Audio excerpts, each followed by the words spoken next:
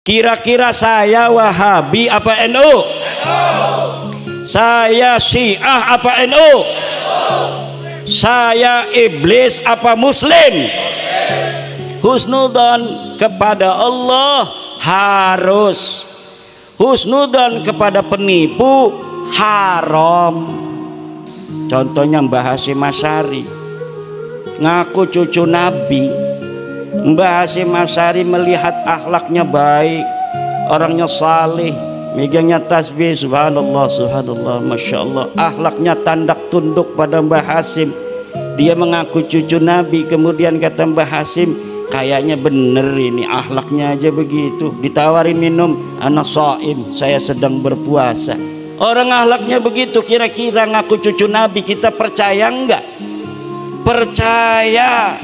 Walaupun kita tidak tanya-tanya kepada dia nasabnya mana, susunan silsilahnya mana, akhlaknya baik. Tapi kalau ada orang yang suka mencaci maki, gayanya tidak menunjukkan gaya tawadhu, kayak preman pasar, ngaku cucu Nabi, ngaku ada darahnya Nabi yang mengalir dalam tubuhnya, kira-kira kita terima apa tidak itu pengakuannya? Kira-kira perlu diverifikasi apa tidak? Kira-kira perlu tes DNA apa tidak orang model begini? Kemarin saya di Tuban mau ceramah nggak boleh datang, minta bantuan polisi dia untuk mencegah saya datang. Saya tetap datang aja, bismillahirrahmanirrahim, alhamdulillah ndak ada apa-apa. Walau saudara kita Ba'alwi ini bukan turun Nabi, kita tetap cinta kok, betul apa tidak? Kalau yang alim kita harus hormati, betul apa tidak? Ini yang akan kita lakukan. Jangan ada pikiran kalau misalnya sudah tidak terbukti pada cucu Nabi, kita tidak menghormati lagi dia sebagai saudara. Tidak ada bos yang semacam itu. PWI itu tidak begitu. Jangan takut-takut di sweeping. Nggak ada itu PWI pernah ngomong mau nyoiping orang, nggak ada. Kita ini mengatakan dengan didasari kecintaan kepada sesama umat Islam. Kita membuka ini dengan didasari kecintaan sesama anak bangsa Indonesia. Tidak ada kebencian secara dzati kepada siapapun. Apalagi tentu di antara kita ada yang sudah muasyarah, betul apa tidak? Ada yang bergaul sebagai teman, ada yang teman kantor, betul apa tidak? Ada yang teman sekolah. Masa gara-gara dia bukan cucu Nabi kemudian kita tidak mau berteman dengan dia lagi? Tidak ada begitu.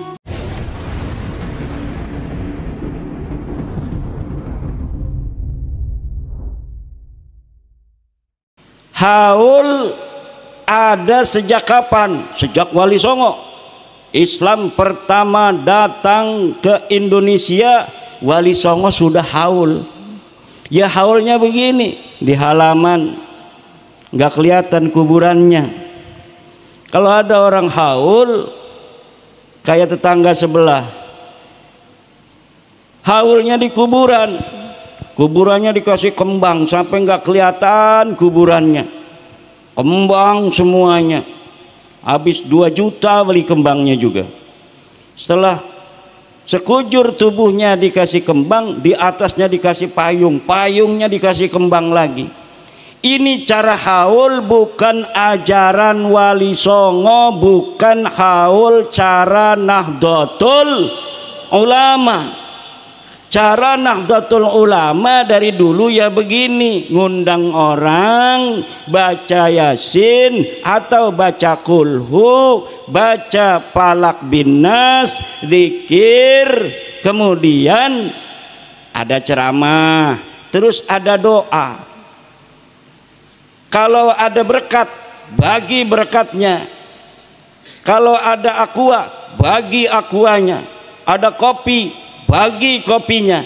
Ini coro Nahdlatul Ulama. Ajaran Wali Songo adalah ajaran Islam rahmatan lil alamin, yang mengajak manusia dengan cinta, mengajak manusia dengan kasih sayang, dan ajaran ini secara ideologis dan biologis diwarisi oleh Nahdlatul Ulama. Coba kita lihat guru-guru kita di dalam mengajarkan agama Islam ke tengah masyarakat dengan kasih sayang, dengan cinta, tidak menggurui. Kemudian masyarakat berbondong-bondong masuk ke dalam agama Islam.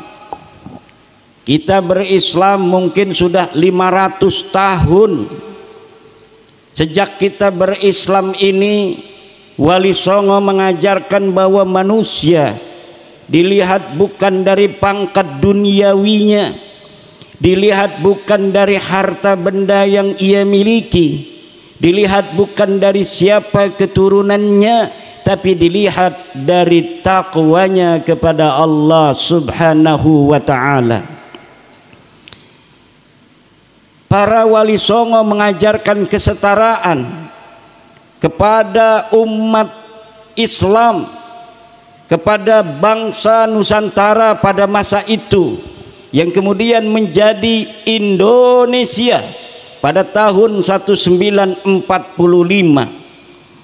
Indonesia merdeka 1945, Kiai Rafi'i membangun masjid ini 1924, beberapa puluh tahun sebelum Indonesia merdeka. Maka pantas kalau kita masyarakat kampung ini malam hari ini hadir dengan perasaan sukacita. Wajar kalau malam hari ini masyarakat ingin mendoakan salah seorang yang menjadi barometer Islam ketika itu, dan kemudian Indonesia merdeka pada 1945. Beliau masih hidup ketika itu. Beliau malam hari ini di haul yang ke-50. 50 berapa? Pas 50. Masya Allah. Ini the golden age, tahun emas. 50 tahun itu kalau orang menikah 50 tahun itu pernikahan emas. Kalau 25 tahun pernikahan perak. Kalau baru 1 tahun cerai itu pernikahan timah. Timah jala itu. Alhamdulillah hari ini Islam berkembang. Islam yang berkembang di sini Islam apa? Islam Banser. Islam Nahdlatul Ulama. Islam yang penuh kesetaraan. Walaupun saya ini duduknya di kursi, ini duduk di kursi tugas doang. Karena kalau duduknya sama dengan Bapak nanti nggak kelihatan, betul apa tidak? Hanya lagi menduduki peran. Kalau orang lagi khotbah di atas mimbar, bukan dia menunjukkan paling mulia, tidak, karena memang tugasnya lagi jadi khotib, betul apa tidak? Tapi ada klan, sebuah klan yang menyatakan dirinya mulia ala kulli hal, dalam segala hal, dalam segala keadaan, dari orang lain, dari suku-suku lain, hanya berdasarkan karena dia keturunan seseorang. Ini bukan ajaran Islam, ini adalah ajaran syaitan. Tidak ada di dalam ajaran Islam seseorang lebih mulia dari orang lain hanya berdasarkan keturunannya. Dia harus terbukti berprestasi dalam hidupnya. Gus Alwi hari ini orang mulia bukan karena beliau adalah anak dari Kiai Rafi'i, bukan karena beliau cucu daripada Raden Kertadipa, tetapi karena beliau berprestasi, beliau belajar, beliau mau menuntut ilmu, kemudian mengabdi di tengah masyarakat. Para kiai menjadi kiai bukan hanya karena dia anak kiai, tetapi karena ilmu yang dimilikinya dan dharma baktinya kepada masyarakat dan takwanya kepada Allah Subhanahu wa ta'ala. Setiap ajaran yang berbeda dengan ajaran Al-Quran, bahwa nilai kemuliaan dilihat daripada takwanya, maka itu bukan ajaran Islam, walaupun yang menyampaikan pakai udeng-udeng segede Vespa. Itu bukan ajaran Islam. Ajaran Al-Quran sudah jelas, kemuliaan berdasarkan takwa, tinggi pangkat berdasarkan ilmu. Yarfa'illahu alladhina amanu minkum walladhina utul ilma darajat. Hadis Nabi mengatakan la fadla li arabiyyin ala ajamiyyin, tidak ada keunggulan bagi orang Arab terhadap orang ajam, apalagi hanya orang-orang yang mengaku Arab tapi tes DNA-nya bukan tes DNA Arab.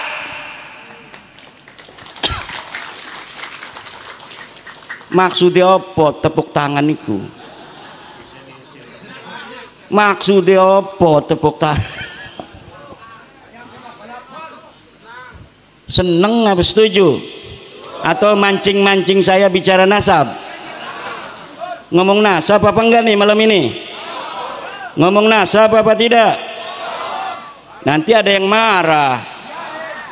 Nanti saya dikasain Yahudi pesek. Nanti saya gatain begal nasab. Nanti dikatain Wahabi. Nanti dikatain Khawarij. Kira-kira saya Wahabi apa NU? Saya Syiah apa NU? Saya iblis apa Muslim? Lah udah orang 40 ngomong sesuatu itu sudah benar. Udah disaksikan 40 orang. Kalau ada orang katanya dengan tulus mengatakan Gus Muhson ini wali ini. Kalau kita berdoa bareng-bareng Bapak, 40 orang berdoa tuh ngeriung tuh, makanya kalau ngeriung jangan pelit-pelit ngundang orang, minimal 40 orang, biar amin-aminnya itu 40 orang. Itu katanya jauh dari tidak dikabulkan oleh Allah Subhanahu, walaupun nggak ngerti amin-amin doang. Yang ngedoakan apa namanya tuh siapa? Kiai. Allahumma sholli ala sayyidina Muhammadin fil awwalin wal akhirin. Amin. Padahal dia nggak ngerti apa-apa. Tapi Allah Maha Penyayang, Allah Maha Pengasih. Doa dia walaupun dia tidak ngerti, husnudzon kepada kiai, bahwa kiai berdoanya ini adalah berdoa yang baik untuk dirinya dan untuk yang hadir, maka apa yang didoakan kiai itu akan diberikan juga kepada dia yang ikut. Amin. Bagaimana kalau yang doa itu ada di YouTube, ada di televisi, aminin aja. Kita nggak tahu apakah itu sampai apa enggak. Mudah-mudahan aja sampai. Itu namanya husnudzon kepada Allah. Ana inda dhanni abdi bi, aku menurut persangkaan hambaku kepada aku. Itu namanya husnudzon kepada Allah. Harus kita husnudzon kepada Allah. Kalau kita lagi acara begini gerimis, wah ini tanda kita yang hajat ini adem. Itu namanya husnudzon billah. Jangan turun hujan kita ada acara, dosa apa nih? Jangan begitu. Kita langsung husnudzon billah. Pasti ada hikmahnya. Husnudzon kepada Allah harus. Husnudzon kepada penipu haram. Husnudzon kepada penipu, udah tahu tampangnya penipu, dan udah kata tetangganya, awas kalau orang itu datang kamu hati-hati, penipu itu orang. Tiba-tiba datang ke rumah dia, kita husnudzon. Boleh apa tidak kepada orang yang ada qarinah, yang ada dalil bahwa dia penipu? Tidak boleh ihtarisu anfusakum bidzanni. Bahkan ada riwayatnya ihtarisu anfusakum bisu'idzan. Jaga dirimu dengan suudzan. Kalau engkau bersuudzan kepada orang-orang yang dipantas disuudzani, maka engkau akan selamat dari kejelekan orang itu. Orang yang tampangnya itu tampang maling, kita suudzani, kita akan terlepas dari kejelekannya. Ada tamu tampangnya tampang maling, kita ada HP di meja, kemudian kita mau ngambilin air, HP-nya kita bawa, suudzon kepada dia, jangan-jangan dia maling. Betul apa tidak? Tapi kalau kitanya husnudon saja, husnudon kepada maling, orang yang gayanya gaya maling, kita husnudani. Kita masuk aja ke dapur, kita tinggalkan HP kita di hadapan orang yang tampangnya tampang maling, kira-kira HP kita selamat apa enggak itu? Insya Allah hilang, dan kita nanti akan kerok sebagai orang yang beradab. Mau nyangka tamu kita nggak enak, betul apa tidak? Kalau bukan dia, siapa lagi yang nyolong?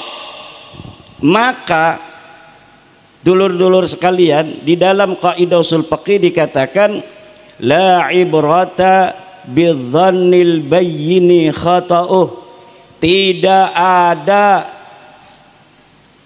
Tidak boleh menggunakan dzan yang sudah jelas salahnya. Kita husnudon kepada orang yang tidak kita kenal, tampangnya pakai sorban, pakai jubah kayak saya begini, kemudian assalamualaikum, ngomongnya juga lembut, Bapak ada di rumah. Kira-kira orang begitu amarahnya, alamatnya orang baik apa orang jahat? Orang baik. Kalau amarahnya, amarah itu alamat, dia adalah orang baik, kita boleh husnudzon. Mangga nanti bapak saya ada, panggilin bapak kita, husnudzon kita. Ada HP, ada ini juga, nggak bakal pakai jubah begitu mau nyolong. Itu masih mending begitu. Tapi kalau tampangnya udah urakan, akhlaknya tidak menunjukkan orang yang saleh, gebrak-gebrak pintu, assalamualaikum, assalamualaikum, bapak ada, kita belum pernah kenal, dia belum pernah datang, maka layak orang itu untuk disuudzoni. Kalau misalnya ada orang saleh zaman dulu datang ke kiai, contohnya Mbah Hasyim Asy'ari, ngaku cucu Nabi. Mbah Hasyim Asy'ari melihat akhlaknya baik, orangnya saleh, megangnya tasbih, subhanallah, subhanallah, masya Allah, akhlaknya tandak tunduk pada Mbah Hasyim. Dia mengaku cucu Nabi, kemudian kata Mbah Hasyim, kayaknya bener ini, akhlaknya aja begitu. Ditawarin minum, ana shaim, saya sedang berpuasa. Kemudian dia amplopin misalnya Mbah Hasyim, nolak dia, malah dia ngambil emas 10 gram, ini buat Mbah Hasyim. Masya Allah, orang akhlaknya begitu. Kira-kira ngaku cucu Nabi, kita percaya enggak? Percaya. Walaupun kita tidak tanya-tanya kepada dia nasabnya mana, susunan silsilahnya mana, akhlaknya baik. Tapi kalau ada orang yang suka mencaci maki, gayanya tidak menunjukkan gaya tawadhu, kayak preman pasar, ngaku cucu Nabi, ngaku ada darahnya Nabi yang mengalir dalam tubuhnya, kira-kira kita terima apa tidak itu pengakuannya? Kira-kira perlu diverifikasi apa tidak? Kira-kira perlu tes DNA apa tidak orang model begini? Tes DNA perlu apa tidak? Haram. Tes DNA itu haram. Nggak boleh tes DNA, tidak ada di dalam kitab fikih. Tidak ada di dalam madhab Syafi'i. Imam Syafi'i tidak bicara tentang DNA. Ari Imam Syafi'i mangges 1000 tahun. Tak aya DNA eta zaman Imam Syafi'i mah tak aya. Leres ente? tidak ada DNA di masa lalu. DNA itu bukan tugasnya Imam Syafi'i, DNA itu tugasnya LBM PBNU, tugasnya Komisi Fatwa Majelis Ulama Indonesia yang ada sekarang. Jangan bawa-bawa yang sudah wafat. Tugas-tugas guru kita sudah selesai pada masanya. Hari ini adalah tugas ulama-ulama yang ada pada masa ini. Kalau ada nawazil, kalau ada hadisah yang timbul hari ini, jangan bawa-bawa ulama masa lalu yang hadisah itu tidak ada pada masa lalu. Untuk mencari hukum kripto, jangan cari di dalam kitab Nihayatuz Zennya Syekh Nawawi Tanara Al-Bantani, karena pada masa Syekh Nawawi Tanara belum ada kripto. Tapi tanya kepada Komisi Fatwa MUI, tanya pada LBM PBNU, LBM PWNU, LBM PCNU, tugas mereka untuk menjawab kripto halal apa haram. Kalau ada nawazil pada hari ini ditemukan bukti bahwa klan Ba'alwi bukan cucu Nabi, ditemukannya saat ini, jangan tanya Mbah Hashim Asy'ari yang sudah tiada, jangan tanya kepada Mbah Khalil Bangkalan yang sudah tiada, jangan tanya Mbah Maimun Zubair yang sudah tiada, tapi tanya ulama-ulama sekarang yang faham akan dalil-dalilnya, apakah Ba'alwi ini nyambung apa tidak sebagai keturunan Nabi. Betul apa tidak? Bagaimana kalau yang ditanya saya? Kalau saya yang ditanya, saya terangkan sesuai apa yang saya baca di dalam kitab-kitab nasab yang ada pada masa di mana Ubaid ini diperkirakan hidup, yaitu di abad keempat. Dia punya anak namanya Alwi di abad kelima. Kita tanya kepada kitab-kitab yang ada di abad kelima, apakah dia ditulis sebagai cucu Nabi ataukah tidak? Alwi katanya punya anak namanya Muhammad. Kita tanyakan kepada kitab-kitab yang ada di zamannya Muhammad ini, apakah dia sebagai cucu Nabi ataukah tidak? Dan saya sudah membaca kitabnya ada, kitabnya sudah ditulis. Kitab nasab di Yaman itu banyak yang nerangin Ahmad bin Isa. Ahmad bin Isa punya anaknya berapa, dia adanya di mana, kemudian siapa-siapa nama anaknya itu. Anaknya 3, namanya Muhammad, Ali dan Husain. Klan Ba'alwi mengatakan leluhurnya namanya Alwi bin Ubaid bin Ahmad bin Isa. Ahmad bin Isa saya verifikasi, telah ada dicatat di dalam kitab Tahdhibul Ansab, benar dia cucu Nabi Ahmad bin Isa ini. Jadi Sayyid Ahmad bin Isa betul-betul cucu Nabi. Diverifikasi banyak kitab yang ada pada masanya atau masa yang paling dekat dengan Ahmad bin Isa. Ada Tahdhibul Ansab, ada kitab Al-Majdi, ada kitab Muntaqilatut Talibiyah, ada kitab Asy-Syajarah Al-Mubarakah, ada kitab Al-Fakhri, ada kitab Al-Asili, ada kitab Umdatut Talib, ada kitab An-Nafah Al-Ambariyah, ada kitab Tuhfatut Talib.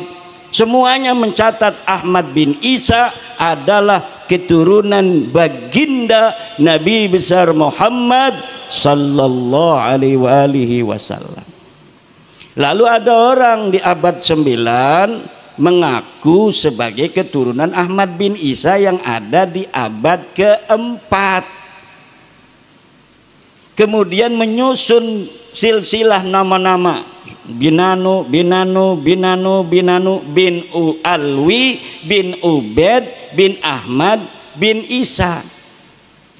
Saya lihat di kitabnya, di kitab yang dikarang pada masanya masing-masing. Ternyata nama-nama dari leluhur para habaib ini menurut bacaan saya tidak ada dicatat sebagai keturunan baginda Nabi Muhammad sallallahu alaihi wasallam. Saya tulis di dalam tulisan saya, sekarang saya dimarah-marahin, Pak. Saya dicaci maki.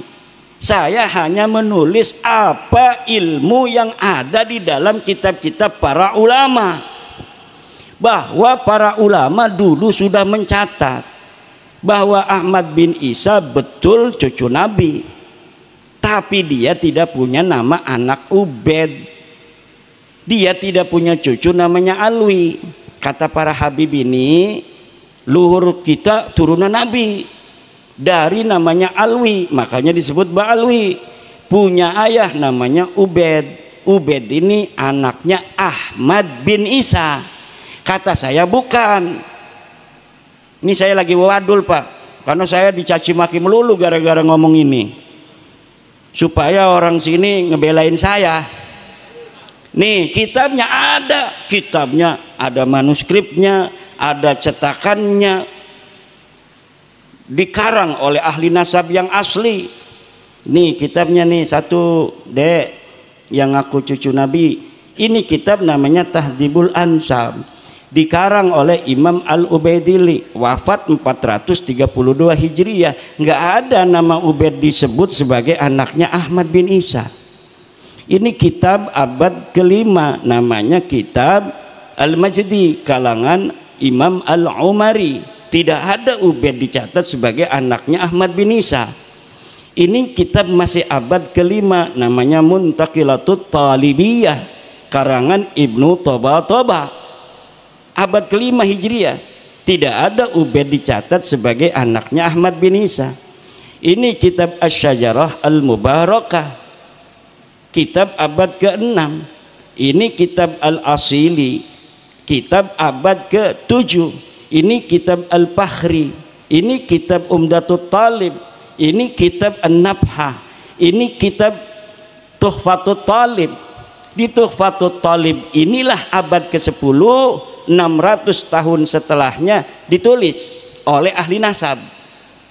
Tetapi keluarga mereka sudah menulis dulu, mengakunya di abad 9. Jadi 550 tahun setelah wafatnya yang diaku, baru ada pengakuan dari sekelompok orang bahwa dia keturunan Nabi melalui Ahmad bin Isa. Jadi tidak ada sebelumnya yang nyatet sendiri. Enggak terima, Pak. Tidak terima kepada saya. Kemarin saya di Tuban mau ceramah, nggak boleh datang. Minta bantuan polisi dia untuk mencegah saya datang. Saya tetap datang aja. Bismillahirrahmanirrahim. Alhamdulillah tidak ada apa-apa.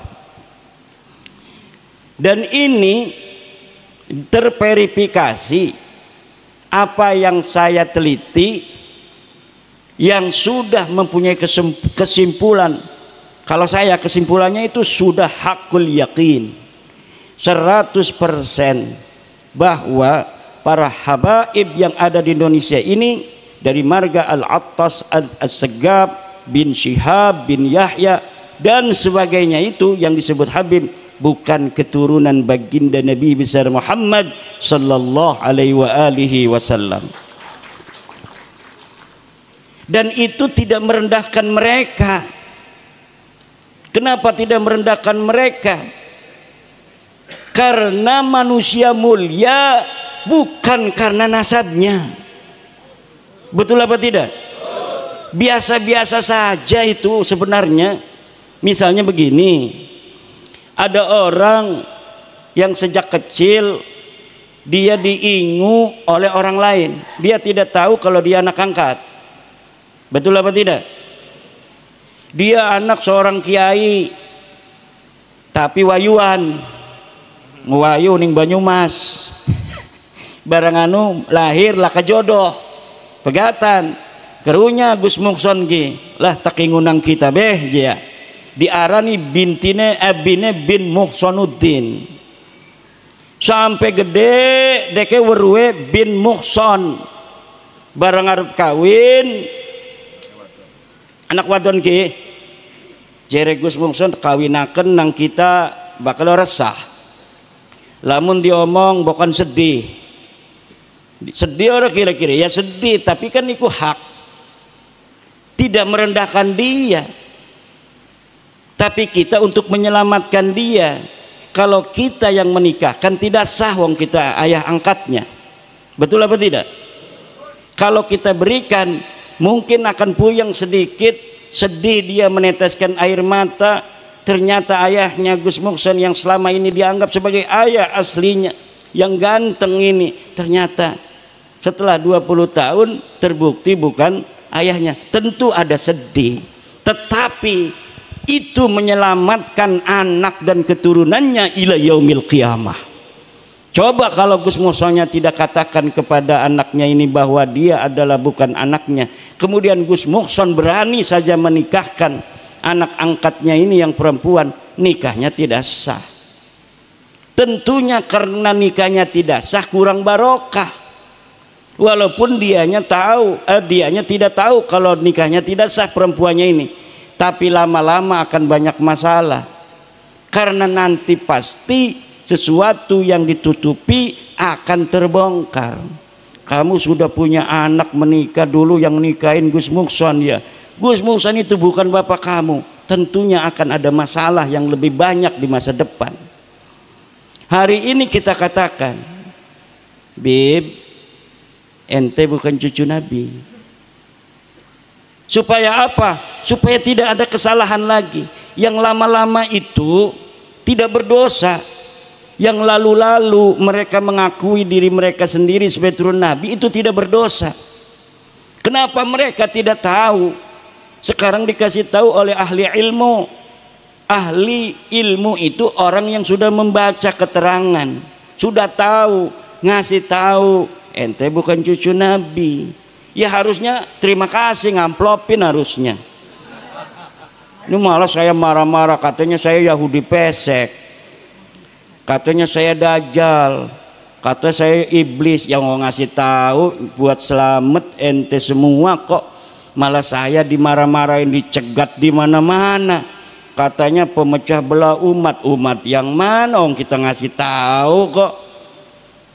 Kecuali sayanya fitnah, tidak ada data. Ini datanya ada, tinggal dibaca. Nggak mau baca. Pokoknya yakini aja saya sebagai cucu Nabi. Nggak bisa. La yajuzu lil alimi kitmanu ilmihi fi hadzal bab. Tidak boleh bagi orang yang sudah tahu seseorang itu bukan anak dari ayahnya, dia biarkan tidak tahu, Pak. Tidak boleh. Haram hukumnya kita membiarkan seseorang yang bukan anak seseorang kemudian dinisbatkan kepada yang bukan ayahnya. Boleh itu kalau kepada kakeknya, kayak Nabi Muhammad itu kadang-kadang disebut Muhammad bin Abdul Muttalib. Ana Muhammad la kadhib, ana ibnu Abdul Muttalib. Ana Muhammad la kadhib, ana ibnu Abdul Muttalib. Ana ibnu Abdul Muttalib. Kalau ke kakeknya boleh, kalau ke buyutnya boleh, kalau ke jangganya boleh. Makanya ada bin Adam aja kan, karena Nabi Adam itu kakeknya. Imaduddin bin Adam boleh. Kenapa? Nabi Adam itu kakek saya. Gus Muson Nabi Adam kakeknya bukan. Jangan-jangan bukan dari Nabi Adam ini. Nah, ke kakek kita boleh. Seperti pengarang Alfiyah. Siapa? Muhammad bin Abdullah bin Malik. Itu dia langsung Muhammad bin Malik, tidak Muhammad bin Abdullah. Itu kepada kakeknya boleh. Nah, kata Allah, ud'uhum li'abaihim. Panggil mereka, orang-orang itu dengan nama bapak-bapak mereka. Bapak-bapak itu bapaknya, kakeknya, buyutnya, cangga, wareng, krepek, balung, udeg-udeg, gantung, siwur, terus sampai Nabi Adam. Boleh tuh dia. Kalau dia ada catatan dari Nabi Ibrahim, misalnya Gus Muhson bin Ibrahim, boleh, karena ada catatan dia masih keturunan Nabi Ibrahim. Kalau dia ada turunan bin Adam, boleh, karena semua kita adalah anaknya Nabi. Ibunya Hawa, makanya yang perempuan bin Hawa, binti Hawa. Anak perempuannya Nyi Siti Hawa, anak laki-lakinya Nyi Siti Hawa bin Hawa binti Hawa, itu boleh. Bagaimana kalau yang tidak tahu? Fa illam ta'lamu aba'ahum, kalau kalian tidak tahu nama bapak-bapak mereka, fa ikhwanukum fid dini wa mawalikum, maka tetap mereka adalah saudara kamu. Walau saudara kita Ba'alwi ini bukan turun Nabi, kita tetap cinta kok, betul apa tidak? Kalau yang alim kita harus hormati, betul apa tidak? Ini yang akan kita lakukan. Jangan ada pikiran kalau misalnya sudah tidak terbukti pada cucu Nabi, kita tidak menghormati lagi dia sebagai saudara. Tidak ada bos yang semacam itu. PWI itu tidak begitu. Jangan takut-takut di sweeping. Nggak ada itu PWI pernah ngomong mau nyoiping orang, nggak ada. Kita ini mengatakan dengan didasari kecintaan kepada sesama umat Islam. Kita membuka ini dengan didasari kecintaan sesama anak bangsa Indonesia. Tidak ada kebencian secara zati kepada siapapun. Apalagi tentu di antara kita ada yang sudah muasyarah, betul apa tidak? Ada yang bergaul sebagai teman, ada yang teman kantor, betul apa tidak? Ada yang teman sekolah. Masa gara-gara dia bukan cucu Nabi kemudian kita tidak mau berteman dengan dia lagi? Tidak ada begitu. Kita hanya kasih tahu bahwa Anda bukan cucu Nabi, jangan ngaku-ngaku lagi, itu doang, beres. Ayo mari kita yang tadinya biasa ngopi lagi. Yang biasanya kita kerja bareng lagi, kalau bisa live dengan Gus Mar. Wah, yang lalu biar berlalu, sekarang kita tatap masa depan, kita bangun Indonesia bersama-sama. Wahai para bani-bani Tunggul Ametung, bani-bani Siliwangi, bani-bani apalagi itu Ken Arok, bani-bani Raden Patah, Majapahit dan lain sebagainya. Kami dari Bani Ba'alwi bin Ubaid siap bersama-sama membangun Indonesia ini semakin jaya. Takbir. Itu saja. Setuju apa tidak? Setuju apa tidak? Karena kalau tidak begitu masih maksa-maksa enggak bakal bisa. Ini karena sudah ada tes DNA. Sekarang sudah ada tes DNA. Tes DNA ini seperti sidik jari. Sidik jari orang itu nggak ada yang sama, Gus Weri. Aja meredeng-meredeng mengkono niku. Matane. Gale ji asli mah ganteng je. Sidik jari orang ini walaupun saudara nih, Gus Alwi dengan Sekdes ponakan tuh Sekdes. Sidik jarinya berbeda. Saudara kembar pun sidik jarinya berbeda. Jadi lamun kita nyekel kopi ki beginian ki, iki kosong iki apa jawane sih? Iki kan lagi contoh. Nih ada sidik jari saya di sini. Nih sidik jari nih. Pengen nginum barangnya mah. Ceramah melulu, suara sampai serak. Mampir di Gus Mar tadi, suruh ngerekaman dulu lagi setengah jam. Ngecaprak lagi aja. Bismillahirrahmanirrahim. Nah ini alhamdulillah ada sidik jari saya. Kalau misalnya kata polisi, ini Anda melaporkan apa? Saya melaporkan larutan cap kaki 3 saya ada yang minum, saya tidak terima. Kenapa? Karena itu diberikan oleh janda muda, dan janda mudanya saya cinta banget mau ngawinin dia. tetapi ternyata diambil oleh panitia buat kiai. Kata saya enggak, kata saya kan, enggak. Kata polisi dilihat, ternyata benar sidik jarinya Imaduddin Usman. Ketika ada sidik jari ini, saya mengatakan, Bapak dari mana tahu bahwa itu ada bekas saya pegang? Berdasarkan mesin pencari sidik jari. Mana mesinnya ini? Haram. Ini mesin haram, nggak boleh. Tidak ada dalam kitab Fathul Mu'innya, tidak ada dalam kitab Tuhfatul Muhtajnya, tidak ada menurut Imam Syafi'inya, tidak ada di dalam kitab Fiqihnya, tidak ada dalam Al-Qur'annya. Itu mesin sidik jari. Tidak boleh Bapak menetapkan saya sebagai tersangka hanya berdasarkan sidik jari yang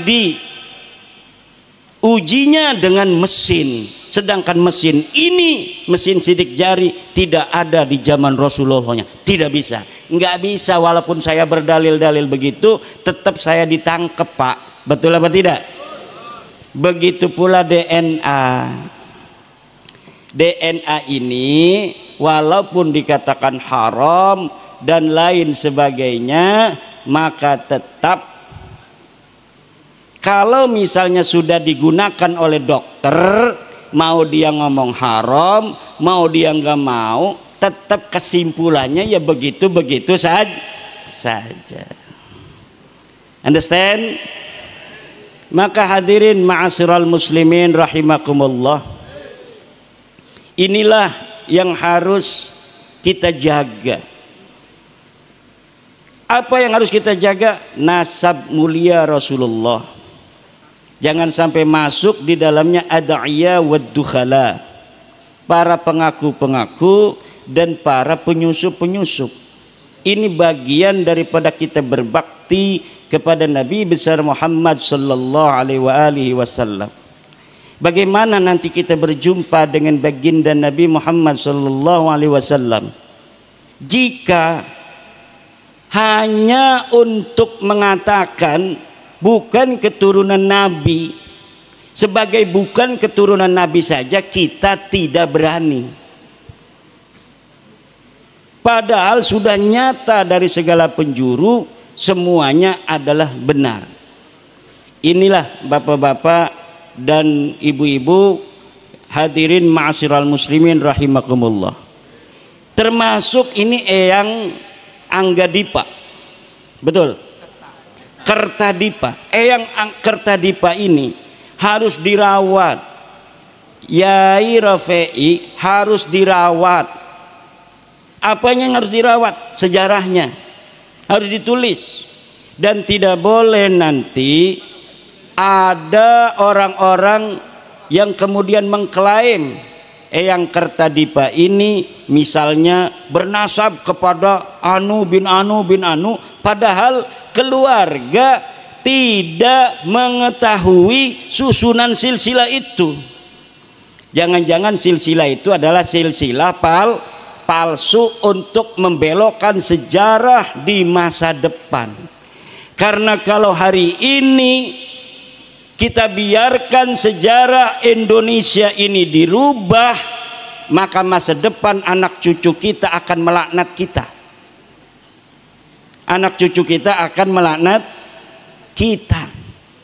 Kenapa? Misalnya para pahlawan-pahlawan itu semuanya nasabnya ke luar negeri. Gak ada yang nasabnya ke Raden Wijaya, enggak ada nasabnya yang ke Raden Patah Demak, enggak ada yang nasabnya kepada orang-orang Jawa di masa lalu. Semuanya ke luar negeri. Maka nanti anak cucu kita akan mengkutuk kita bahwa kita adalah orang-orang pecundang yang tidak berani menjaga, memperjuangkan anak cucunya. Buktinya apa? Buktinya itu makam-makam semuanya dari luar negeri kok. Yang jadi pahlawan semuanya dari luar negeri, yang jadi pejuang semuanya dari luar negeri, yang mau perang semuanya dari luar negeri. Orang Jawa semuanya tidak ada yang jadi pahlawan. Mereka akan mengutuk kita yang hidup 2024 ini, sedangkan mereka hidupnya bisa jadi 200 tahun lagi, di mana waktu itu sejarah sudah berubah semua. Sampai bendera Indonesia katanya orang luar negeri yang menentukan. Tanggal 17 Agustus kemerdekaan kita katanya karya orang luar negeri penentuan harinya. Kemudian NU organisasi kita katanya yang menjadi pendirinya juga orang luar. Mbah Hasim katanya disuruh-suruh doang. Ini kebanggaan kita terhadap jati diri bangsa Indonesia sendiri. Anak-anak Nusantara akan menjadi luntur di masa depan. Anak kita hanya akan mengenal kita sebagai para pecundang yang memalukan. Mau bapak-bapak disebut pecundang?